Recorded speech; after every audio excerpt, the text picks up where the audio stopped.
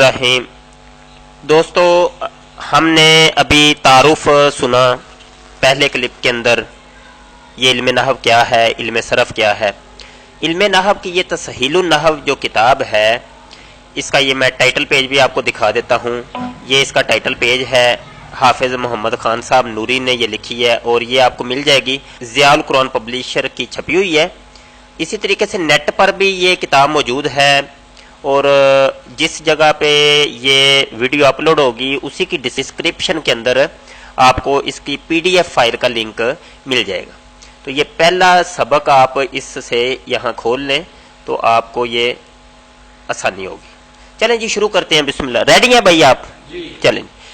बिस्मिल्लाहिर्रहमान। इल्म नहव की तारीफ। ये देखें, ये इल्म है, इसकी तारीफ क्या है। लिखा हुआ है कि इस इल्म का लुग़वी माना, यानी नहव का लुग़वी माना तरफ, किनारा या कसद करना है। यहां इन्होंने एक लफ्ज इस्तेमाल किया, लुग़वी माना। यहां एक बात ज़हन में रखिएगा, हर चीज, दुनिया की हर चीज के दो मानी होते हैं। कितने मानी होते हैं? एक होता है लुग़वी, एक होता है इस्तिलाही। कितने मानी होते हैं जी? कौन कौन से? अब लुग़वी क्या होता है, इस्तिलाही क्या होता है, ये आप समझिएगा। इसको मैं ऐसे समझाऊंगा, है तो ये मिसाल आपको समझाने के लिए है, ठीक है जी।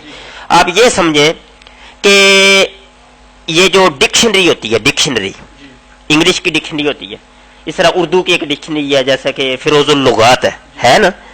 अब कुर्सी या कुर्सी, तो कुर्सी का तर्जुमा जब हम वहां जाके देखेंगे ना, तो हो सकता है उसके अंदर लिखा हो कि बैठने की चीज। अगर उस कुर्सी को कोई लोग अपने तौर पे किसी और माने में इस्तेमाल करना शुरू कर दें, लुगत के अंदर तो ये लिखा था बैठने की चीज, लेकिन लोगों ने उसको अपने माने में इस्तेमाल करना शुरू कर दिया। उसी को कहते हैं इस्लाह। जैसा कि ये कहते हैं ना, यार आजकल तो कुर्सियों के रोले हैं, ये तो सारे ये जो वजीर आपस में लड़ते बिड़ते हैं, ये जो इलेक्शनों के मामले, ये कुर्सियों के मामले। हालांकि वो कुर्सी का तो नहीं, कोई छीना झपटी तो नहीं होती, वो असल में है कि एक ओहदा, ओहदे को लोगों ने कुर्सी का लफ्ज इस्तेमाल दे दिया क्योंकि उस पर बैठा जाता है। अब क्योंकि वो भी एक ओहदे बैठा हुआ होता है, उसको मजबूती से पकड़ा हुआ होता है, उससे ओहदे पर जो है कायम होता है, तो उसको कह देते हैं कुर्सी, यानी चेयरमैन। इंग्लिश में क्या कहते हैं? चेयरमैन। तो मामला ये है कि लुगत के अंदर एक लफ्ज का माना कुछ और लिखा होता है, लोग उसको अपनी आसानी के लिए किसी और माने में इस्तेमाल करना शुरू कर दें तो उसको क्या कहेंगे? इस्तिलाह या इस्तिलाही माना, ठीक है जी। यानी कुर्सी का, जैसे मैं कहा कि कुर्सी का लुग़वी माना तो ये था कि बैठने की चीज, लेकिन इस्तिलाह में लोगों ने उसको अपने जो है इक्तिदार के लिए, अपनी चुतराहट के लिए इस्तेमाल करना शुरू कर दिया। बात समझ आई है? इसी तरीके से नहव का अगर लुग़वी माना हम डिक्शनरी के अंदर देखें, जैसे अल मुंजिद है, अरबी उर्दू की एक बेहतरीन लुगत है, आप उसको इस्तेमाल में रखें, इंशाल्लाह आपको फायदा देगी। उसके अंदर अगर नहव का लुग़वी तर्जुमा अगर आप देखना चाहते हैं तो उसको ढूंढें, नून हा वाओ का तर्जुमा क्या है, तो वहां लिखा होगा तरफ, किनारा या कसद करना। ये तीन मानी लिखे हुए हैं, ये है लुग़वी माना। अब हुआ ये कि जिस शख्स ने सबसे पहले इल्म नहव लिखने का इरादा किया था ना, उसके मुंह से ये लफ्ज निकला, नहवतु। क्या? मैं कसद करता हूं। फेल माजी का सीगा है, सीगा वाहिद मुतकल्लिम, यानी मैं इरादा करता हूं, मैं कसद करता हूं, मैं इरादा करता हूं, मैं कसद करता हूं। अब चूंकि इस इल्म का जो मुजिदे अव्वल था, उसके मुंह से ये नहवतु का लफ्ज निकला था, तो लोगों ने भी इस इल्म को क्या कहना शुरू कर दिया? नहव। क्या? अब देखें जी, ये इस्लाही माना भी इसका नीचे दिया हुआ है, इसको आप जरा देख लें। अभी इस्लाह तो मैं आपको बता ही चुका, इस्लाह क्या होती है। इस्लाह, और इस्लाह में इससे मुराद वो इल्म है जिसमें ऐसे उसूल और कवानीन बयान किए जाएं जिनके जरिए मोरब और मबनी होने के एतबार से इसम, फेल और हरफ के आखिर के हालात जानने और इन्हें एक दूसरे के साथ तरकीब देने की कैफियत मालूम हो। बात वही है कि यानी ये इल्म, इस इल्म के अंदर ऐसे असूल और कानून आपको बताए जाएंगे, कायदे बताए जाएंगे कुछ, कि जिनके जरिए एक कलमे को दूसरे कलमे के साथ मिलाने का हमें तरीका मिलता है। ठीक है जी। यहां मुश्किल अल्फाज है कुछ, वो भी मैं आपको बता दूं क्या होते हैं। एक है मोरब और मबनी। मोरब कहते हैं वो कलमा के जिस पर तीनों इराब आते हैं, जेर जबर पेश, और मबनी उस कलमे को कहते हैं जिस पे एक ही इराब रहता है हमेशा। फॉर एग्जाम्पल जिस तरीके से जईदुन है, इसको हम जईदन और जईदिन पढ़ सकते हैं, लेकिन लफ्ज है जालिका, जालिका को जालिकू या जालिकी नहीं पढ़ सकते। हुआ है, हुआ को हुआ ही पढ़ेंगे, हुवू या हुवी नहीं पढ़ सकते। ये है मबनी, ये क्या है, इनका इराब जामिद होता है। तो कहते हैं कि जिनके जरिए मोरब और मबनी होने के एतबार से इस्म, फेल और हरफ के आखिर के हालात, इनके आखिर के हालात हम पहले बता चुके हैं कि इल्मे नाहव कलमे के आखिरी इराब पर गुफ्तगू करता है। आखिर के हालात जानने और इन्हें एक दूसरे के साथ तरकीब यानी एक दूसरे के साथ मिलाने का जो है ना फायदा हमें पता चलता है। ये है जी इसकी इस्तिलाही तारीफ। वजह तस्मिया कहते हैं इसको, इल्मे नाहव क्यों कहते हैं, तो इसके यानी इल्मे नाहव को नाहव कहने की वजह क्या है, वजह तस्मिया इसी को कहते हैं। तो वो 3 वजह यहां लिखी हुई हैं, इनमें से कोई एक भी आप याद कर लें तो आपको याद हो जाएगा। अभी मैं आपको बता के आया था कि भाई सबसे पहले जिसने इस इल्म को वजह किया था ना, उसके मुंह से निकल आया था लफ्ज नहव, तो इसलिए इसको नहव, तो यही उसकी वजह तस्मिया है कि ये इधर लिखा भी हुआ है कि जिसने सबसे पहले, ये 3 नंबर, जिसने सबसे पहले इस इल्म के कवायद मुरतब करने का इरादा किया उसने नहवतु का लफ्ज इस्तेमाल किया, जिसका माना है मैंने कसद किया, इसलिए इस इल्म का नाम नहव पड़ गया। आगे पढ़ें जी मौजू। मौजू क्या चीज है ये भी समझ लें। देखिए एक मौलाना साहब मिंबर के ऊपर तकरीर करने के लिए बैठते हैं, कोई भी शख्स कोई बोलने लगता है, उसके बोलने का एक मौजू होता है, एक गुफ्तगू का एक पूरे लुबेलबाब होता है। एक फॉर एग्जाम्पल मौलाना साहब ने 1 घंटा तकरीर करनी है, उनका मौजू कोई ना होगा तो उनका बैठना ही फजूल है, उनकी वो बातें समझ ही नहीं आएंगी कि यार ये बात जा कहां रही है। एक मौजू, एक मरकज, एक महवर पर रहेंगे तो बात समझ में आएगी। फॉर एग्जाम्पल हमारा मौजू है जी नबी मोहतरम सल्लल्लाहु अलैहि वसल्लम का नूर, नूरे मुहम्मदी, क्या नूरे मुहम्मदी सल्लल्लाहु अलैहि वसल्लम। इसी तरीके से मौजू हो सकता है निदाए या रसूल अल्लाह, या सबूते निदाए या रसूल अल्लाह, या इस बातें निदाए या रसूल अल्लाह। ये देखिए ये मौजू है। तो अब जो मौलाना साहब बोलेंगे ना, पूरा घंटा करें तकरीर या 2 घंटे करें, वो या रसूलुल्लाह को साबित करने पर ही बोलेंगे। तो ये इल्म आहर इतने सफ़े की ये किताब है, और इन्होंने ये जो है ना तकरीबन 200-250 सफ़ात लिख दिए हैं, 200-225 सफ़ात लिखे हैं। हर इसकी वजह क्या है, वो कह रहे हैं कि भाई इसकी वजह ये है, इस इल्म का जो मौजू है, इसका उन्वान इस इल्म का ये है कि कलमा और कलाम। हम कहते हैं कि हम अरबी इबारतों को यहां आपको समझाएंगे, तो अरबी इबारतों से हमारा तल्लुक वास्ता है। तो अरबी इबारतें जो पूरी होती है वो कलाम होते हैं, वो क्या होते हैं, वो जुमले होते हैं, जुमले, और वो कलमे से मिलके बनते हैं। किसे, कलमा एक होता है, मैं ऊपर आपको बता के यहां आया था कि ये बिस्मिल्लाह एक, बिस्म एक कलमा है, अल्लाह एक कलमा है, इसमें जलाल, अर रहमान एक कलमा है, अर रहीम एक कलमा है, ये तमाम कलिमात मिलके कलाम बना है। तो यही इस इल्म का मौजू है कि कलिमा और कलाम। आगे भाई इस इल्म का फायदा क्या होगा, आपने सीख लिया, इतनी मेहनत की, तो इसका फायदा क्या होगा, तो इसका फायदा आप सुन लें। ले जी, फायदा इस इल्म का यह है कि इंसान अरबी इबारत लिखने और गुफ्तगू करने में हर किस्म की तरकीबी गलतियों से महफूज रहे। ये तरकीबी गलतियां क्या होती हैं, हम बिस्मिल्लाह पर ही गौर करते हैं, इस पर इराब ना लिखा होता तो इस पर इराब अगर कोई लगा देता मीम के ऊपर पेश। अच्छा पहले ये आपको मैं बता दूं कि ये जो मीम के नीचे जेर आई है ये एक वजह से आई है, ऐसे मुंह उठा के बेवजह फजूल नहीं आई। इधर इसमें जलालत अल्लाह के नीचे जो जेर आई है ये भी एक वजह से आई है, ऐसे ही नहीं आई। अब इस हुआ कुछ यूं है कि ये इसम इजाफत कर रहा है अल्लाह इसमें जलालत की तरफ।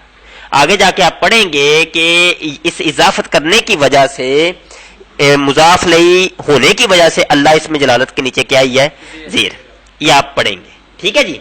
इसी तरीके से ये जो जेर आई है ये बा हरफ जर ने इसको जेर दी है, हालांकि इसके ऊपर पेश थी, इसमु था, ये आगे इंशाल्लाह आप तफसीली पढ़ेंगे। तो ये तरकीबी गलती यही कह रहे हैं कि ये हमें یہ علم بتائے گا کہ ایک کلمے کا تعلق دوسرے کے ساتھ کیا ہے، ایک کلمہ دوسرے کے ساتھ ربط کیا ہے، اور ربط کا پتہ ہوگا تو اس کے اعراب کا پتہ چلے گا. بات سمجھ آئیے؟ تو یہی کہہ رہے ہیں ترکیبی غلطیوں سے پتہ بندہ محفوظ رہ سکے. اچھا جی، آگے اگلے صفحے پہ بڑھ جائیں، صفحہ نمبر 12 پہ آ جائیں. لفظ کا لغوی معنی. یہ سمجھانے سے پہلے میں ایک آپ کو تمہیدی کلمات کچھ سمجھانا چاہتا ہوں، انشاءاللہ یہ بھی سمجھ میں آ جائے گا. دنیا میں سینکڑوں زبانیں ہیں، اردو ہے، عربی ہے، انگلش ہے، فارسی ہے، کتنی زبانیں؟ ہر زبان کا تعلق منہ کے ساتھ ہے. کس کے ساتھ ہے؟ منہ کے ساتھ ہے. یعنی منہ سے ہی کچھ نکالیں گے تو پتہ چلے گا. اگلے کو کوئی بات سمجھانے کے لیے منہ سے کوئی چیز نکالیں گے تو انسان جو منہ سے کوئی چیز نکالتا ہے نا اس کو کہتے ہیں لفظ. کیا کہتے ہیں؟ لفظ. منہ سے کوئی چیز نکال لیں تو اس کو کہتے ہیں لفظ. اچھا، یہ آپ کو میں ایک مزے کی چیز بتا دوں. منہ سے کوئی سی بھی چیز دنیا کی آپ پھینکیں گے نا، ایسے پھینک کے نا، تو اس پھینکنے کو کہیں گے لفظ. کیا کہیں گے؟ کیونکہ لفظ کا لغوی جو معنی ہے نا وہ ہے پھینکنا. جیسے میں کہوں کہ میں نے کھجور کھائی، کھجور کو کہتے ہیں تمرا. اکل تو تمرا، میں نے کھجور کھائی. اور میں کہوں کہ میں نے اس کی گٹلی کو پھینک دیا تو عربی میں کچھ یوں کہوں گا لفظت النمرہ، میں نے اس کی گٹلی کو کیا ہے؟ پھینک دیا. بات سمجھے؟ لفظت، میں نے پھینک دیا. تو لفظ کا مطلب لغوی معنی ہی ہے پھینکنا. تو یہ ہم اگلے کو اپنا معنی مفہوم مقصود سمجھانے کے لیے کوئی چیز پھینکتے ہیں ایسے، اس لیے اس کو لفظ کہتے ہیں. بات سمجھ آئیے؟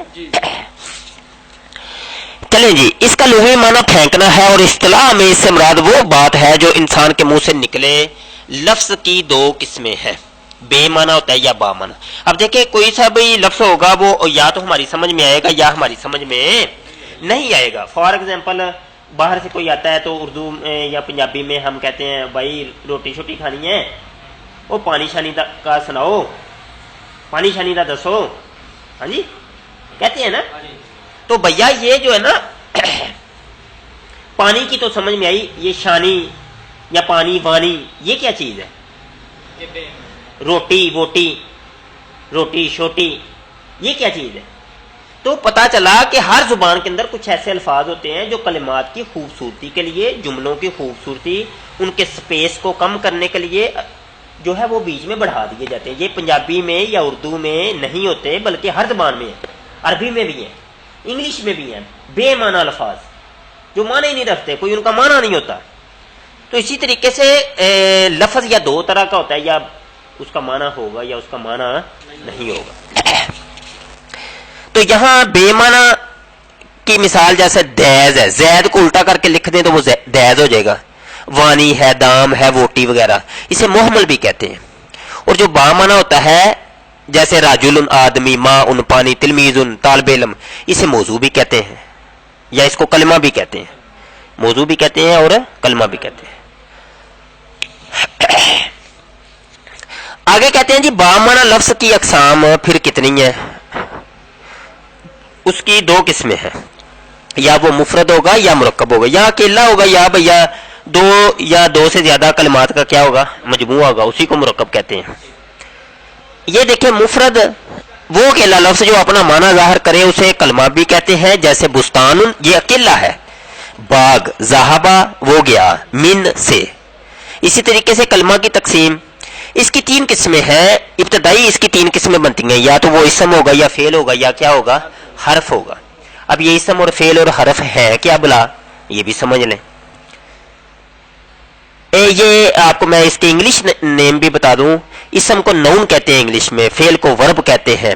اسی طریقے سے حرف کو جو ہے وہ لیٹر کہتے ہیں. یہ دیکھیں اسم. اب آپ ذرا تھوڑا سا غور کریے کہ ہر جگہ لغوی اور اصطلاحی معنی آ رہا ہے، اور میں اس کو پہلے ڈیفائن کر چکا ہوں کہ یہ لغوی اور اصطلاحی ہوتا کیا ہے. بات سمجھ آئیے نا؟ فراست آپ توجہ ہے ٹھیک ہے. اسم کا لغوی معنی نشانی یا بلندی ہے. اب دیکھیے گا، ہم کسی کو کہتے ہیں حضرت آپ کا اسم مبارک کیا ہے؟ یعنی آپ کا نام کیا ہے. یہ جو اسم ہوتا ہے نا کسی شخص کی ایک نشانی ہوتا ہے. کیا ہوتا ہے؟ نشانی ہوتا ہے. اس کے گھر والوں نے اس کی پہچان ایک رکھی ہے نشانی, تو اس نشانی کی بنا پر اس اسم کو اسم کہتے ہیں کیونکہ اس کا لغوی معنی ہی تھا نشانی. اسم کا لغوی معنی نشانی یا بلندی ہے. بلندی بھی اس لحاظ سے کہ یہ دوسرے انسانوں سے پکڑ کے اس کو بلند کر دیتی ہے, ممتاز کر دیتی ہے.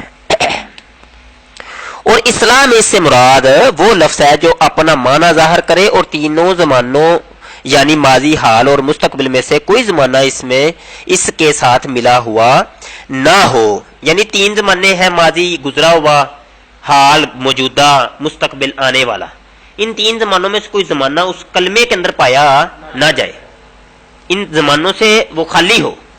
جیسا کہ یہ دیکھیں خبز روٹی کو کہتے ہیں, اس میں کوئی زمانہ تو نہیں. اگر میں یوں کہتا کہ میں نے روٹی کھائی تو پھر تو زمانہ ہے کہ پہلے زمانے کے اندر, گزشتہ زمانے میں, پاسٹ کی بات کر رہا ہے جی, لیکن اس میں زمانہ نہیں ہے ابھی روٹی میں. اسی طریقے سے حدیقۃ باغیچہ, نجم ستارہ, فعل وہ اس کا لغوی معنی کام کرنا ہے اور اس سے مراد وہ کلمہ ہے جو اکیلا اپنا معنی بتائے اور تینوں زمانوں میں سے کسی ایک زمانے میں اس کا کرنا یا واقع ہونا سمجھا جائے. مطلب یہ کہ اس کا معنی واضح ہوتا ہے, بات سمجھ میں آتی ہے, لیکن اس میں کوئی ایک زمانہ بھی پایا جاتا ہے. آگے چلیں جی. جیسے داخلہ, وہ داخل ہوا, قارا, اس نے پڑھا, ینصرو, وہ مدد کرتا ہے یا کرے گا. تو یہ دیکھیں یہ ان الفاظ پر ذرا غور کریں, ان کے اندر زمانے پائے جا رہے ہیں, گزشتہ زمانے. یہ دیکھیں وہ داخل ہوا گزشتہ زمانے میں, اس نے پڑھا یہ گزشتہ زمانے کی بات ہے. ینصرو وہ مدد کرتا ہے, یہ حال, یا مدد کرے گا تو وہ مستقبل. تو جس میں کوئی زمانہ پایا جاتا ہے اس کو کیا کہتے ہیں؟ فعل. حرف اس کے اندر کوئی زمانہ نہیں پایا جاتا, یہ زمانے سے بالکل پاک ہوتا ہے. حرف کا معنی ہے طرف یا کنارہ. اس سے مراد وہ کلمہ ہے جو دوسرے کلمے کے ساتھ ملے بغیر اپنا معنی ظاہر نہ کرے اور کلام کی طرف میں واقع ہو, یعنی ایک سائیڈ پہ لگا ہوا ہوتا ہے یہ, اور یہ اسم یا فعل کے ساتھ مل کے اپنا معنی بتاتا ہے. یہ دیکھیں جیسے من سے الا, پر, الا تک. ٹھیک ہے. اب دیکھیے گا میں ان اسم فعل حرف کی تینوں کی اکٹھی مثال ایک دیتا ہوں آپ کو, پھر بات سمجھ میں آئے گی. میں کہتا ہوں ذہبتو, ذہبتو من المدینتی الی المکہ, میں گیا مدینے سے مکے کی جانب. اب دیکھیں ذہبتو فعل ہے, من حرف ہے, مدینہ کیا ہے؟ وہ اسم ہے. اب دیکھیں یہ آپس میں حرف جو ہے نا ملا ہے اسم اور فعل سے, تو پھر اپنا معنی بتا رہا ہے. بات سمجھ آئی ہے؟